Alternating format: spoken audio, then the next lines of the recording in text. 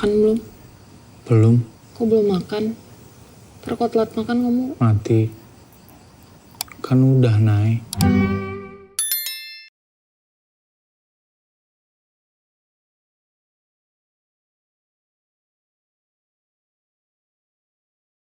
Dengan adu dialog dengan Widiawati.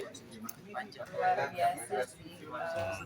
Maksudnya aku udah beberapa kali syuting sama Inul juga, tapi di sini memang dialognya lebih emosional, lebih berat gitu, lebih ada bobot ya emosionalnya gitu. Jadi itu something yang menurut aku berharga banget sih bisa punya pengalaman sharing that scene with her. Dalam Ghostwriter pertama Anda bertemu dengan G. Pamungkas yang tidak Anda kenal, tapi di sini adalah kekasih Anda yang meninggal. Itu mengingatkan saya pada Ghost Patrick Swayze dengan Demi Moore. Komentar Anda. Aku belum nonton masalahnya film itu, so I don't really get the reference. Iya. Tapi menarik sih. Kayak aku pas pertama kali baca skripnya juga shock banget pas tahu bahwa hantu yang baru di film Ghostwriter kedua ini adalah Vino gitu kayak. Dan seru banget sih pada saat persiapan reading, kayak kita mau bangun dinamika hubungan pacaran beda alam itu sendiri. Iya, karena ada adegan Anda suap-suapan, padahal pada waktu dialognya bilang, sudah makan belum? Kan sudah mati.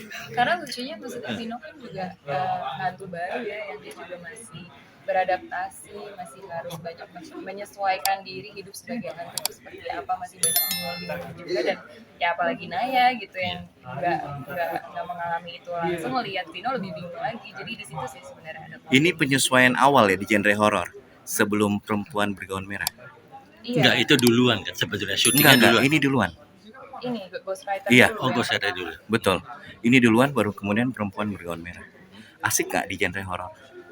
Yang mana nih? Gesturnya. Yang ini aja dulu. Kalau yang ini seru sih. Kita banyak belajar juga karena film pengalaman pertama kali berkecimpung dalam horor itu kan di film ini, tapi untungnya emang nggak full horor yang gory dan semenyeramkan itu juga gitu. Tapi ya banyak belajar lah soal ekspresinya harus kayak gimana gitu.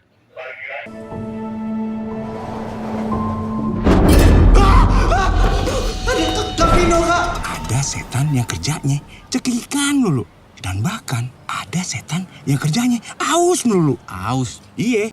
Nggak boleh disia-siakan karena nggak semua orang bisa mendapatkan kesempatan seperti ini. Jadi buat saya kalau sudah ada yang percaya, yang bisa saya lakukan ya tinggal memanfaatkan kepercayaan itu dengan sebaik-baiknya aja gitu. Jadi saya ambil, dan kebetulan juga memang supportnya dari Ernest dan dari Bene juga itu lanjut terus dari Ghostwriter yang pertama. Jadi sebetulnya seperti yang dibilang Noni tadi, nyaris seperti tidak ada perbedaan karena timnya masih yang sama, cuman perbedaan formasi aja gitu. Terkait yang kedua tadi apa ya? Treatment drama. Treatment Ya. drama. Ya, treatment dramanya salah satu unsur terbesarnya adalah ya Mbak Widiawati kan ikut dalam proyek ini, dan itu saya senang banget karena kita sama-sama tahu beliau punya kapasitas yang sangat baik dalam hal yang seperti ini gitu. Jadi buat saya juga, saya belajar banyak dari Bu Widiawati, dan saat pengembangan ceritanya juga memang seperti Ghostwriter yang pertama, ada satu root cerita yang gak kita tinggalkan, yaitu tentang drama keluarga. Jadi biarpun kemasannya adalah horor komedi, tetap kita menarik benang merah permasalahannya itu sebetulnya berawal dari keluarga.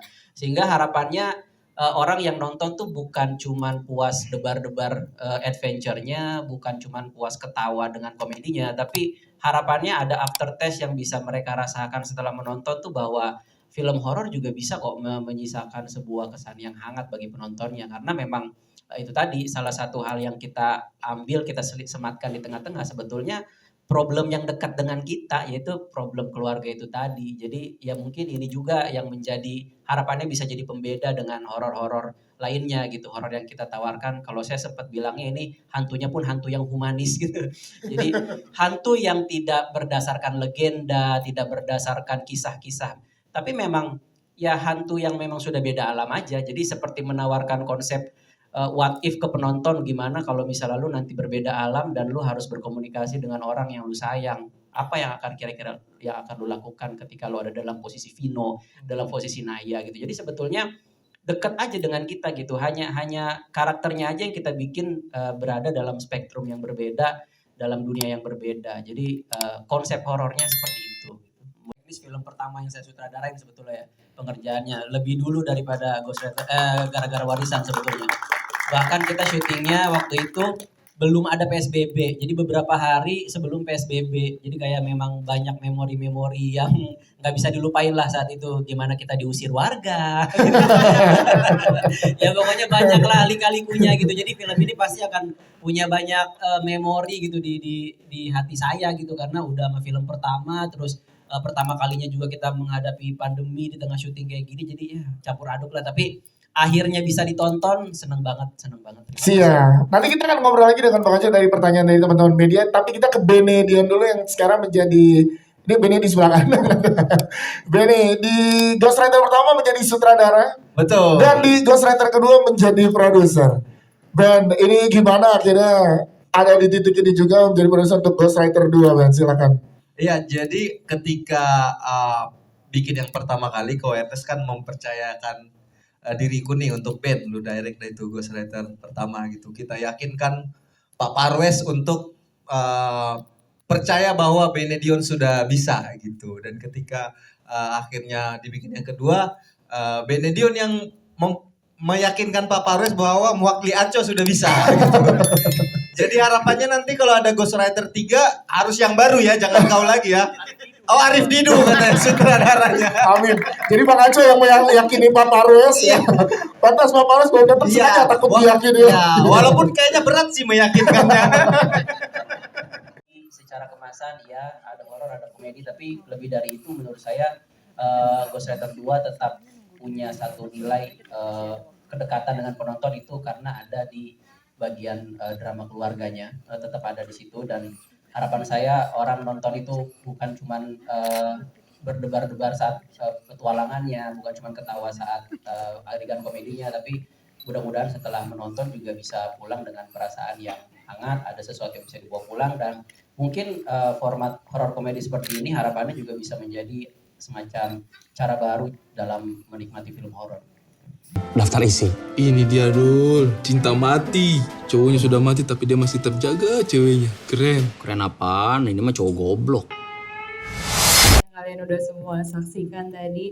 Jujur aku dari pertama kali terima skrip Ghost Rider yang pertama, hampir 3 tahun yang lalu itu udah merasa sangat percaya ya sama naskahnya karena ceritanya merupakan suatu hal yang sangat fresh. Dan menurut aku di film yang kedua ini tim kreatif dan juga penulis melakukan kerja yang lebih apik lagi untuk membuat sebuah cerita yang jauh lebih epic, jauh lebih seru. Ada thrillernya, ada dramanya, bikin tegang juga, bikin takut, dan yang paling penting bikin ketawa. Jadi aku senang banget sih ngeliat hasilnya.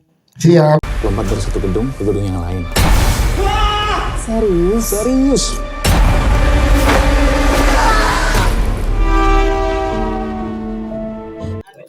Vino, terima kasih Pak Parwes. Iya, lumayan lama. Nah, kalau tadi kan para produser dan sutradara saling meyakinkan kan untuk meneruskan tongkat estafet. Saya pas diyakinkan gak yakin sebenarnya. Karena memang ini pengalaman pertama untuk menjadi itu ya, makhluk tak kasat mata ya. Kasat banget sebenarnya di layar, bisa dilihat.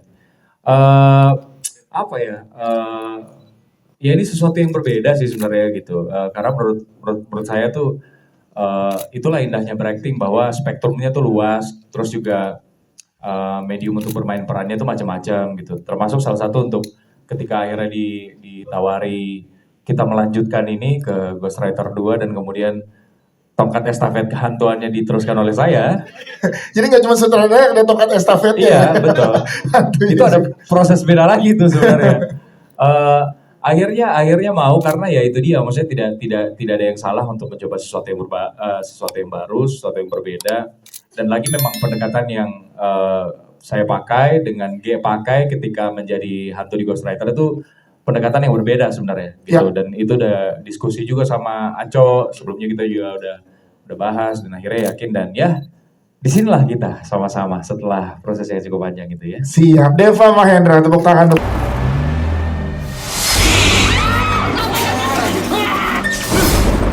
Kamu yakin mau ngelakuin ini? Orang-orang bakal ngecap kamu sebagai paranormal beneran loh. Udah cukup, kita dari tadi muter-muter nggak jelas. Aku bilang kembali.